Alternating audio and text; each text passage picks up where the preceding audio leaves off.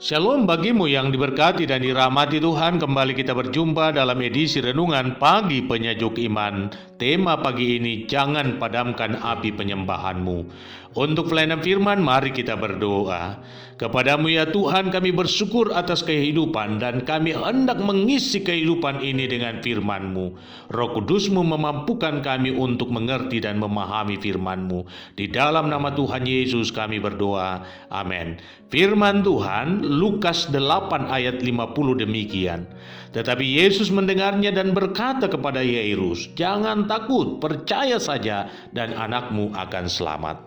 Saudara-saudaraku, ini adalah sebuah kisah tentang seorang pria tukang kayu dari negara bagian Ekiti di Nigeria. Pria ini adalah seorang yang begitu setia mengikuti Tuhan walau hidupnya dalam keadaan yang serba kekurangan.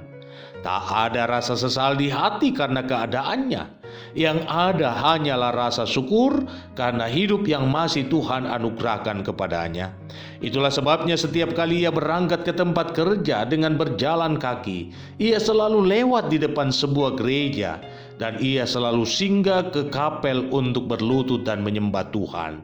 Setiap kali ia berdoa, ia selalu mengucapkan kata-kata ini, "Yesus, aku di sini untuk menyambutmu."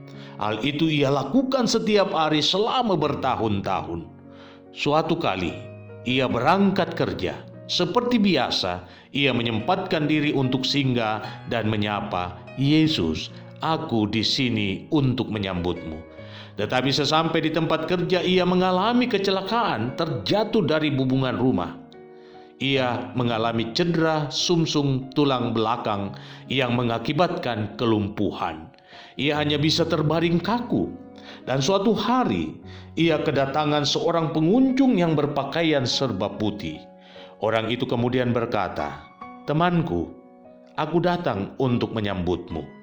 Ternyata orang tersebut adalah Tuhan Yesus yang datang mengunjunginya karena ia tidak lagi dapat singgah di gereja untuk mengatakan kata-kata yang sama, "Yesus, aku di sini untuk menyambutmu."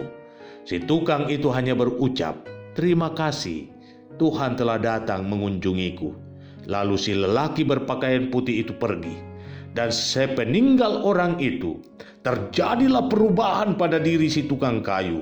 Ia kemudian dapat menggerakkan tubuhnya, bangun, lalu duduk. Ia berpikir, apakah ia bermimpi? Namun ketika istrinya datang, sang istri menyangka bahwa ia melihat hantu karena tidak percaya bahwa suaminya dapat bangun dan duduk di atas tempat tidur. Ia pun berteriak sehingga dokter dan perawat pun datang dan menyaksikan hal yang sama. Semua orang tidak percaya dengan apa yang mereka lihat. Dan ketika semua sudah menjadi tenang, barulah si pria itu menceritakan apa yang telah terjadi. Dan seketika itu pula semua orang berlutut dan memuji Tuhan. Saudara-saudaraku, Anda percaya atau tidak pada kisah ini? Tetapi ada pesan moral yang hendak disampaikan kepada kita, bahwa ketika kita terus membangun komunikasi dengan Tuhan tanpa dipengaruhi oleh situasi ataupun kondisi yang ada, kita selalu bersyukur kepada Tuhan dalam segala keadaan, maka kuasa Tuhan akan terus menopang perjalanan hidup kita. Bahkan di saat-saat yang tidak ada lagi harapan bagi kita untuk bangkit, Tuhan menunjukkan kuasa-Nya untuk menolong kita.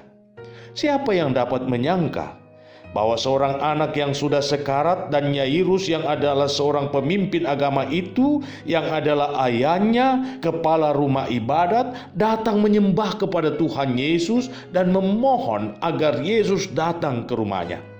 Namun akhirnya harapannya pupus, sebab datang berita kepadanya bahwa anaknya sudah mati. Tetapi Yesus meminta agar Yairus tetap percaya bahwa anak itu pasti selamat, sekalipun beritanya hanyalah bahwa anak itu mati. Karena Yesus yang bersabda, maka Yairus tetap percaya pada perkataan Yesus dan benar bahwa anaknya pun pulih kembali, walau sudah dinyatakan mati namun bangkit kembali. Sekarang saya mau mengingatkan Anda bahwa tak ada satupun kuasa dalam dunia ini yang dapat memberikan jaminan keselamatan kepada setiap kita. Hanya Tuhanlah satu-satunya jaminan kepastian tentang hidup. Hanya persoalannya ialah, mari membangun relasi dan komunikasi yang intens dengan Tuhan. Maka kita akan mendapat kepastian bahwa hanya di dalam Tuhan kita akan aman menjalani kehidupan. Karena itu, saya hendak tegaskan hal ini kepada Anda. Sesulit apapun keadaanmu, jangan pernah padamkan api penyembahanmu. Percayalah bahwa Tuhan akan memberi jalan untuk setiap masalahmu karena engkau menyambutnya dalam penyembahan. Selamat memaknai kehidupan imanmu. Tuhan Yesus memberkati.